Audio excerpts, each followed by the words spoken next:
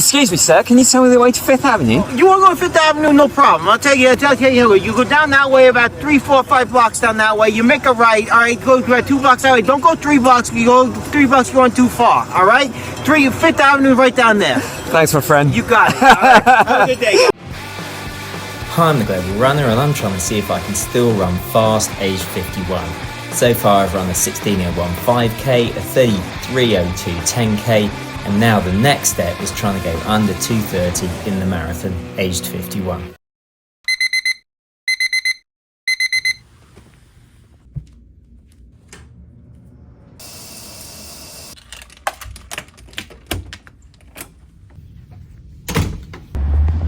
Okay, it's the walk to the bus. There are a lot of people who are still on their night out. It's 5:30 in the morning and people are just getting kicked out of the nightclubs apparently. Still wearing their Halloween costumes. Fifth Avenue clean and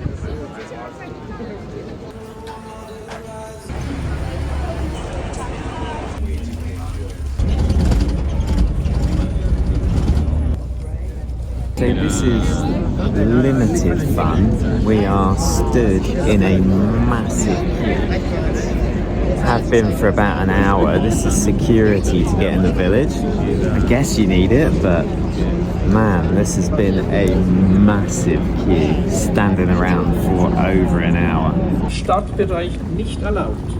Okay, I'm not going to let that ruin my race experience, but man, that security queue was ridiculous. I'm here now. I'm at the start line. The corral is over there, corral A. So I'm just going to sit here. I've got an hour and 20 minutes before the start.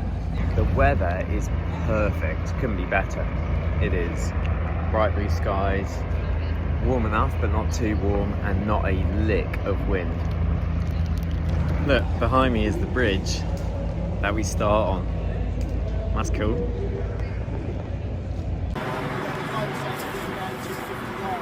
Boys, let's get it. Let's go. Let's get it. Let's go. Oh, it is, boys. Oh, yeah. Let's bring some joy to this world, y'all, as we get ready for what will be an amazing day.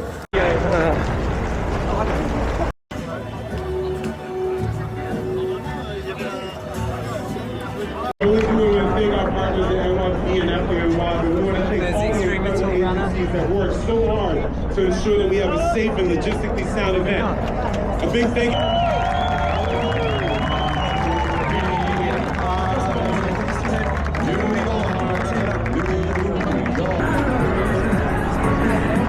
Start teams, are we ready? Lead vehicles, how are we ready? Athletes, are we ready? Yeah! Athletes, on your mark.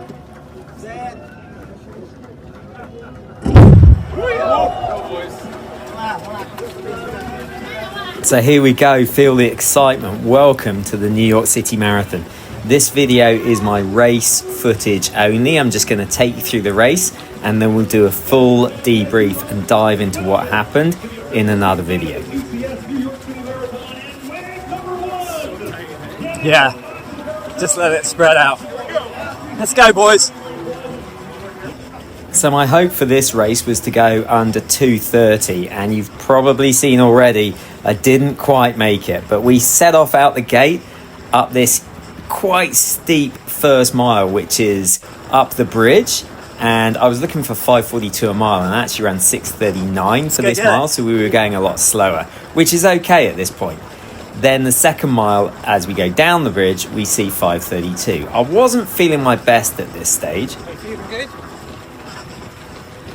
All right. You? Good. Good. As you can hear, I was chatting to some people along the way, and the guy next to me had said he'd seen some of the videos, which was super cool. And already he asked me how I was feeling, and I said to him, okay, like I really didn't feel great. I knew this was going to be one that I would have to settle into. And so the first mile just took it super easy, didn't even look at it. And then the second mile, again, just sort of cruising down the hill. I had my watch mainly on one screen with one data point, which was distance covered, so I knew how far I'd gone. And then I had a second data screen with the average time of the whole race, just so I could reference that at any stage that I wanted, just that data. I didn't want to be focusing on every single mile and worrying about every mile split. I just wanted to go out and enjoy myself, find a rhythm, feel relaxed. I was running with some friends here. We've got my friend on the right there who ends up running 2:34, and we were heading through the 3 mile mark here, heading up through the aid station, which is always a bit tricky, and then we hit the 5k split in 18:55. Now that was slower than I wanted, but I knew the first mile was seriously uphill, and I knew I wasn't feeling great, so I just wanted to settle in at this stage. We've got 2 friends here. I've got the extremely tall runner on my left, and I've got my friend in front of me who ends up running 2:34. So these were great people to run with, and I really enjoy running with my friends, certainly for the first sort of 10k at least. So good doing this when you're sharing this with people you know. So again, just sort of cruising along, we are hitting the paces that I wanted at this point, and my heart rate is in the right zone. This is exactly where I wanted it to be. But again, I wasn't looking at any of these stats. I just had my watch on distance covered, so I wasn't obsessing over any of these things at all. I definitely wasn't feeling great. Looking good. Throughout the race, I had people come up to me and say that they had watched some of the videos, which was super cool. I really enjoyed it when people did that, so thank you for that. And even the extremely tall runner got spotted, so he was quite impressed that someone came up and asked, "Are you the extremely tall runner?"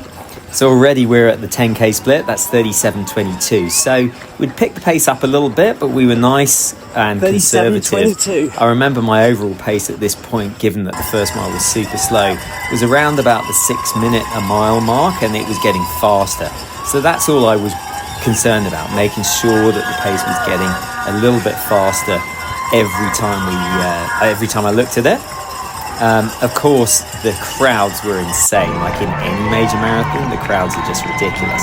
And I was wearing my Meta Vanguard glasses, and they're not great at picking up external noises. They can pick my voice up really easily, but the external noises, they don't pick up very well. So trust me when I tell you that the crowd noises at certain points were just insane.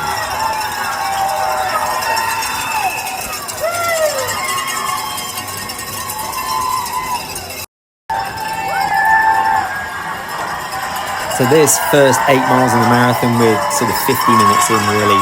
We're still in the zone where we're just trying to keep everything as controlled and relaxed as possible. I'm trying not to expend any energy and just working with the crowd. This bit was insane. Look how close the people are. It's like being in the Tour de France. I'll let you listen to this for a minute.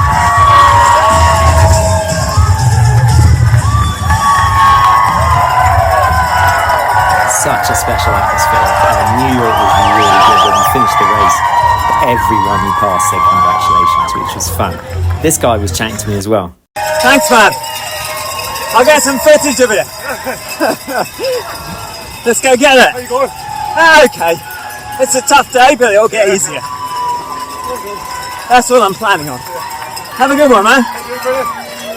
So he was a super nice guy, and I told him my plan, which was, I'm not feeling great at the minute. I'm just going to settle in and hopefully it'll get better. You can see him. He's dropped me here at this point, and we're just about to go through the halfway mark, and I go through the halfway mark in 78 minutes exactly. And when I went through that, I was a little bit worried that I wasn't going to break the 240 barrier. I was not feeling good, and I felt like I was working way too hard, and I knew that I'd done the easiest half of the course and I had the toughest half of the course to come, and at no stage did I think that I was going to get anywhere near my final finishing time, which was 2:36. So I ran the second half basically as fast as I ran the first half, and that shocked me because at this point I was a little bit worried that I really wasn't gonna, I was working too hard, as simple as that.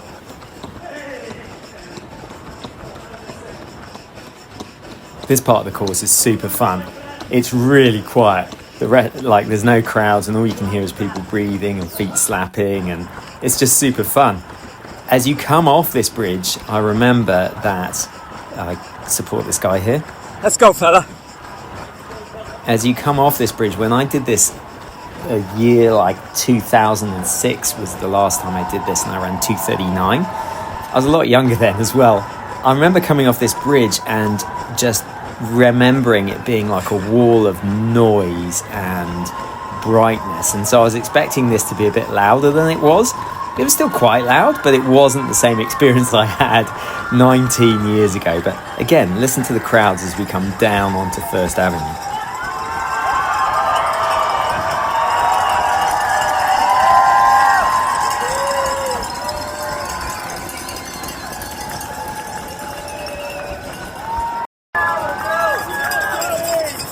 So this is, of course, a hilly course, and this is a bit of a drag up First Avenue is what it felt like anyway.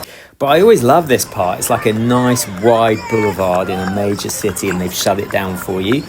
And it was at this point that I was just thinking, just relax, take it easy, get to 20 miles and see if you can reassess. And we can see my friend there just coming back to us around about the 20-mile mark. So we went through 20 miles in under 2 hours, which was good.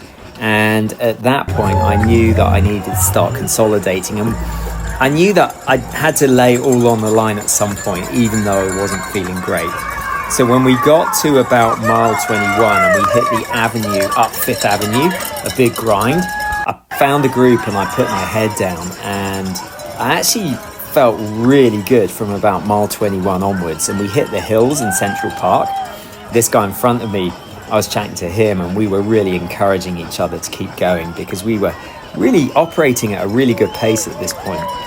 So finally we're in Central Park here, and these are the hills, and I gotta say, I really felt like I'd got enough left. I felt super strong at this point, and this was the first time during the race after about 21 miles of running where I finally felt like I was going well, and I really felt like my strength showed through at the end. So it's strange that, because ordinarily you would feel great at the start and terrible at the end, but I had the opposite race. I did not feel good at the start, but that left me some towards the end. Here we go along Central Park, and again, this is still about a 2 or 3% grade up, but I'm really hammering it at this point. We've got about a mile to go. The pace is all over the place because I think of the tall buildings and things like that. But in a minute, we turn right into Central Park, and we've got about 400 meters to go. So I just, again, knowing that I was going to have a good race, and this was the first time during the whole course that I realized that I'm actually going to be all right here. I ended up with 2:36. Up until sort of about 5 minutes before this point, I thought I was going to be running like 2:45 or something like that. So it was a pleasant surprise to see that I'd held it together. And I'm glad that I didn't focus on my watch because, as you can see, we just passed the 400 meters to go mark. I didn't focus on my watch and decided that I would just go by effort. Now, it may be that I was a bit mentally weak. It may be that I should have gone faster earlier, but I feel like I played this really the way it had to go, and I don't think I had any more on the day. I'm following the blue line here. I'm going to make sure that I follow the exact distance. You'll see I ran a little bit far. I think I ran 26.44 miles, so I wasn't very good at following the tangents. But if you've ever wanted to know what it feels like to finish a major marathon, here, I'll let you listen to that.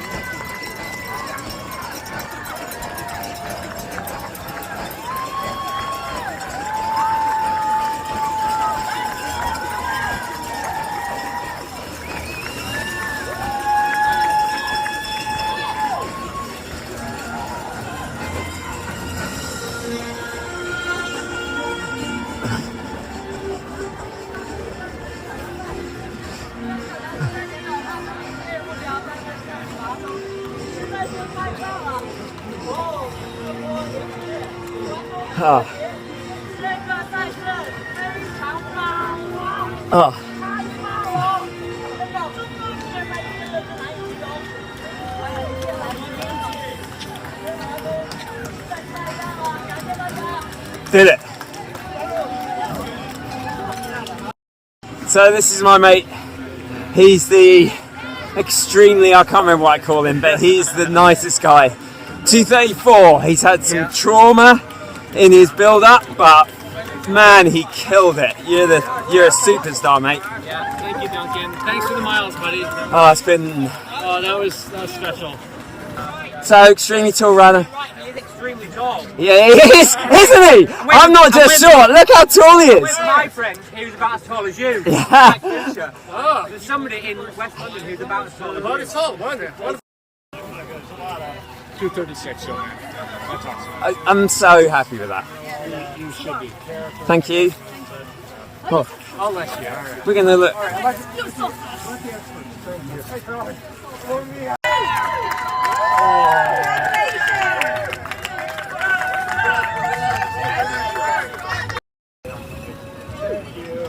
Hi there. Yeah, thank you. For you.